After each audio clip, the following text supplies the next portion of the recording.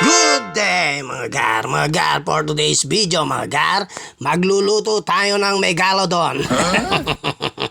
Hindi megalodon, minilodon lang pala.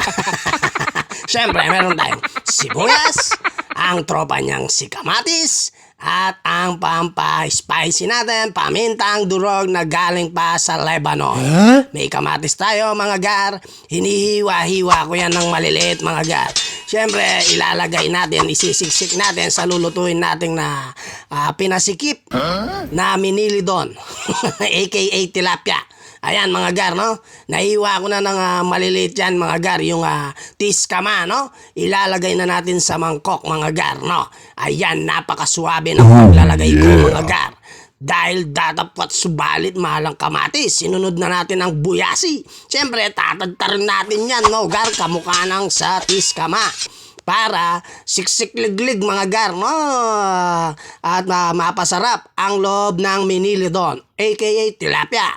Ayan, nilagay ko na pala yung buyasi na may kulay pula at kulay puti. Para may kicking ang lasa mga gar, no? Lalagyan na natin ng alikabok. Galing Lebanon, mga gar. Ayun, no, ang galing, no, mga gar. May talent ako, mga gar. Pumasok sa ilong ko, mga gar. Lagyan natin ng pampalasa. At lagyan natin ng pinatigas na tubig dagat, mga gar. Para may lasa. Ang ating tiskama, buyasi, no? Na ilalagay natin sa minilodon, aka tilapia. Siyempre, haluin natin yan, mga gar, no? Imi-mixer natin yan, mga gar, no? Kung may megos tayo, mi-mixer natin yan. Ayan, mga gar.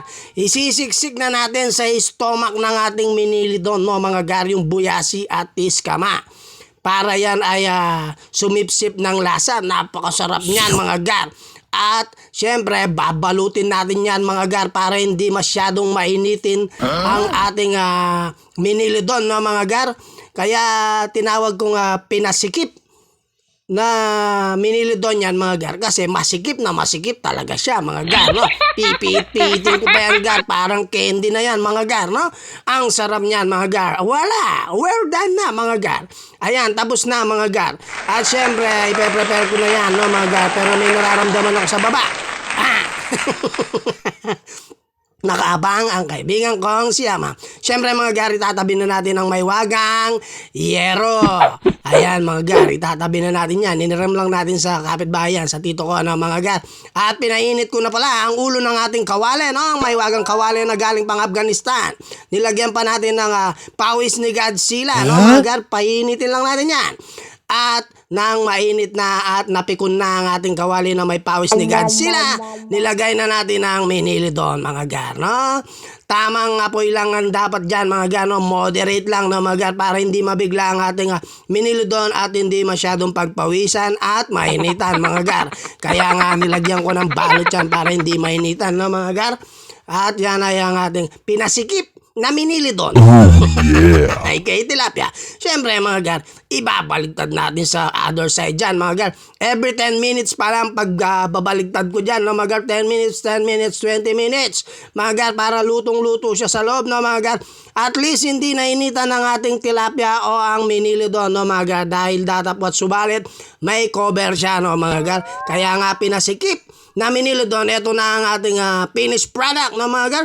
Tingnan mo naman yung itsura gar. Ang sarap-sarap niyan mga gar. Nilagyan pa natin ng sikretong pampalasa yan na hindi ko na pinakita mga gar. Siyempre, kanya-kanya tayong technique sa pagluluto upang maging masarap ang ating luluto. Di ba? Di ba?